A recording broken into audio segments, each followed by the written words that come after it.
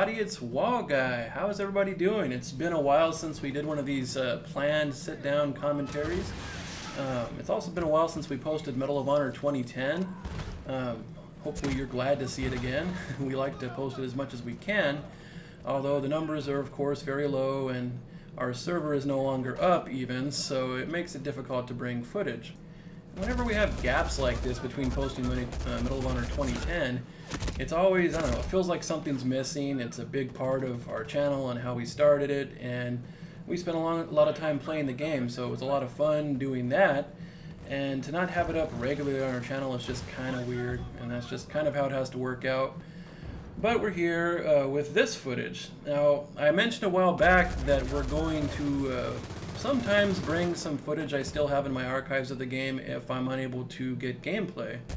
I have tried to play recently, but most of the servers abandoned and the numbers are just kind of bad in general. The server situation is also pretty laggy because EA's maintenance crew is not exactly paying attention.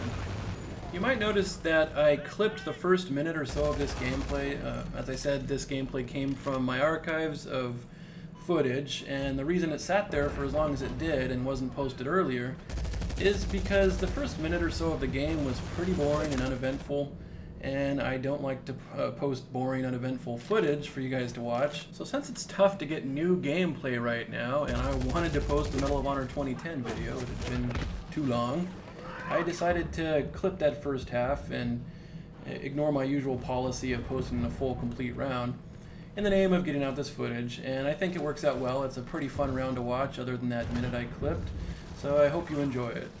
If you're a big fan of Medal of Honor 2010, we're one of the few channels that are still posting footage as much as we possibly can, and we're also one of the most active uploaders of Warfighter footage, so if you haven't subscribed yet, consider doing so now, and we'll continue bringing you some fun Medal of Honor footage. You can also follow us on Twitter by checking the link in the description. We often post a little bit of extra information outside of our channel there, and if you follow that, you will be up to date at all times. Today I want to talk a little bit about Medal of Honor 2010, of course, and Medal of Honor Warfighter. Now, they're very different games. They don't really compete for the same audience. Sure, they're both first-person shooter video games where you play online and shoot at each other for fun, but they are not really the same game. They play very differently. But rather than compare them directly as far as which game's better, or this game is better and the other game sucks because of this crap, I'm going to kind of lay off the negativity. That's obviously been done ad nauseum by everyone, including myself. And I enjoy the games, and what I want to do is talk about the strengths of these games and some of the reasons why you should be playing these games if you're not already. They're really fun.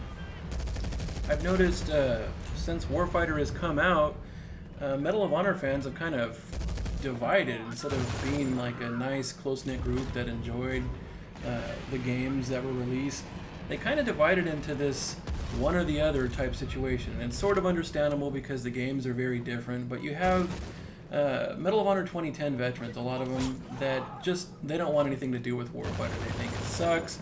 They'll do anything they can, take any chance they can to talk poorly about the game and dismiss it because it's so different from 2010. And then you have the Warfighter people who may have never even touched 2010, and they don't want anything to do with it because it's quite a bit different from Warfighter, which they've grown to like. Now, Meowth and I are in this rare third category who just enjoy both games for what they are. Yeah, they're very different, and that's okay. That's okay to us because we enjoy playing a diverse set of games, and each game brings certain things to the table very well. For example, the gunplay in both of these games is great. In 2010, you've got kind of a simple and fun type of gameplay mechanic with the guns, where they're fairly easy to control. The recoil is there, but it's not overwhelming. So the learning curve is pretty easy, and you can get comfortable with it pretty quick. Of course, there's a lot of room for mastery within that, so you're not going to be a super pro that can compete with the super pros right away. You got to work for that, but as far as getting the basic feel for them, you'll get it right away, and you'll be able to do some damage and have a lot of fun quickly. Now, Warfighter is a little bit on the other end of things. It's supposed to be sort of realistic. It's very complex. There's lots of recoil. The guns have a lot of variance in how they behave. And there's obviously a lot of stuff you can do as far as attachments and such. Because of all this complexity, the learning curve is very steep, and it can be frustrating for a lot of new players who are used to, say, a Call of Duty or Medal of Honor 2010, which is somewhere in the middle. Warfighter does take a lot more work to get comfortable with and get a feel for the guns, but once you do, it's really rewarding because mastering the guns is not easy, of course, and when you finally figure out how to use them and you use them well, you feel more rewarded because you really worked for it. I wouldn't really say that one way is more superior or better than the others. It's really kind of a matter of personal preference, or if you're like me, it really kind of depends on what mood you're in, which one you feel like playing. But both are very fun and worth your time. Another thing these games both do well, although differently, is the pace that they play at. Now, Medal of Honor 2010 is played at a torrid pace. It's very fast-paced. There's support actions blowing up all around you, underbarrel grenades, and then like the normal gunplay on top of all that, and you can knife people in a single swipe, nice and clean, as you saw there. Whereas Warfighter is played at a more calculated, slow pace. I wouldn't say that it's more tactical, although a lot of people would. I don't think it's more tactical. I was always very tactical in what I did in 2010. It just happened really fast. Now, Warfighter, it happens usually slower. I try to push the pace to equal the 2010 madness and aggressiveness that you're used to seeing.